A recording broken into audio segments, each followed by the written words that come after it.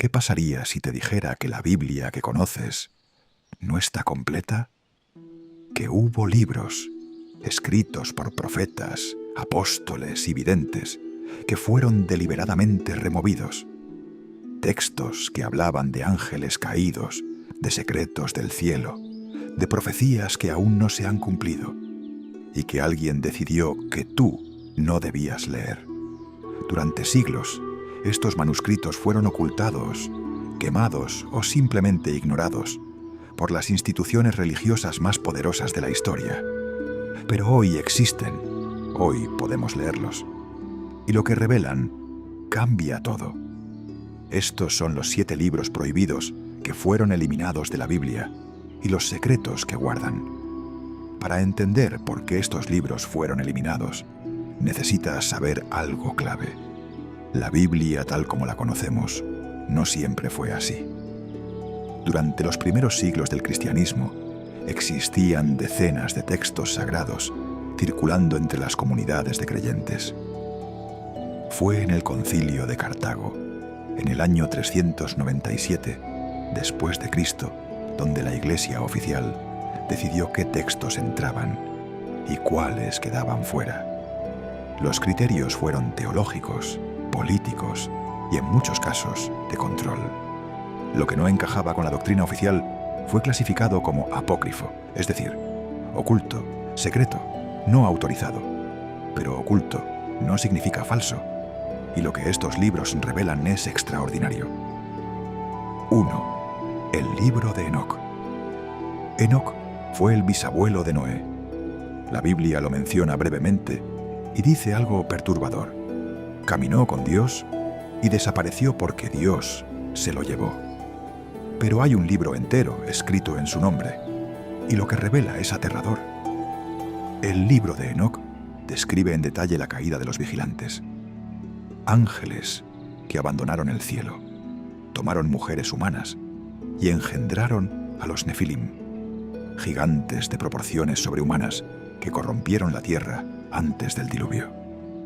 Enoc fue llevado al cielo en visión, donde vio los tronos de los ángeles, las cámaras donde se guardan los rayos y el viento, y el lugar de castigo eterno preparado para los ángeles rebeldes. Este libro fue considerado sagrado por los primeros cristianos y es citado directamente en el Nuevo Testamento, en la carta de Judas. Sin embargo, fue excluido del canon oficial. ¿Por qué? Muchos teólogos creen que su descripción detallada de los ángeles caídos y los Nefilim era demasiado incómoda para la doctrina que se estaba construyendo. 2. El libro de Jubileos. Conocido también como el Pequeño Génesis, este libro pretende ser una revelación entregada a Moisés en el monte Sinaí, paralela a los primeros libros de la Biblia. Lo extraordinario de Jubileos es que llena los vacíos que el Génesis deja en blanco. Nombres de personajes sin nombre, fechas exactas de eventos cósmicos, detalles sobre la creación que no aparecen en ningún otro texto bíblico.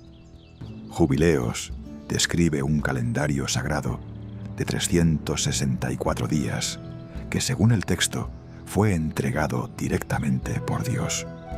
Un calendario diferente al que usa el mundo hoy.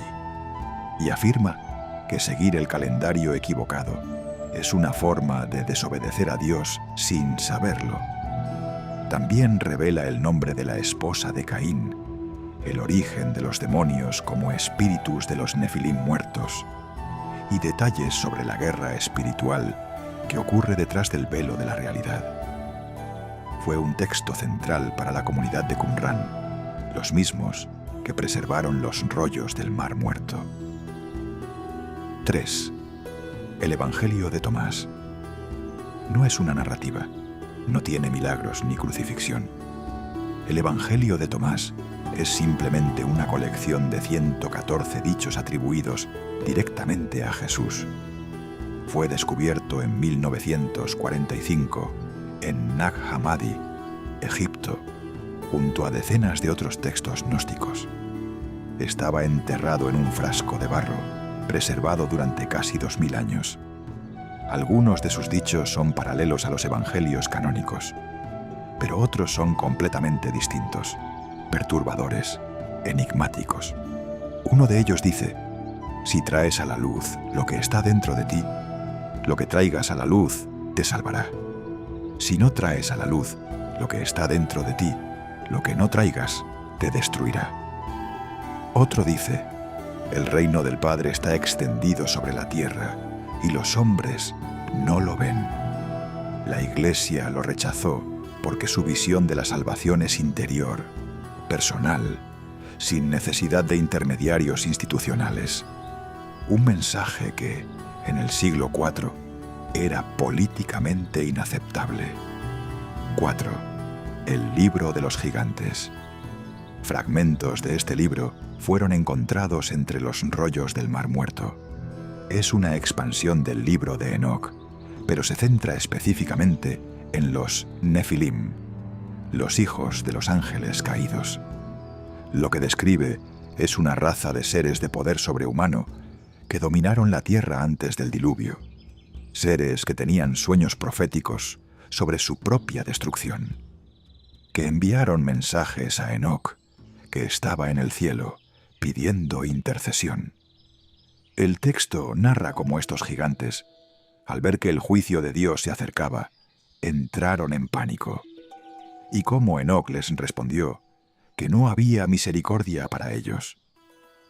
El libro de los gigantes fue eliminado probablemente porque humanizaba demasiado a estos seres, generando preguntas incómodas sobre su naturaleza, su consciencia y su destino eterno.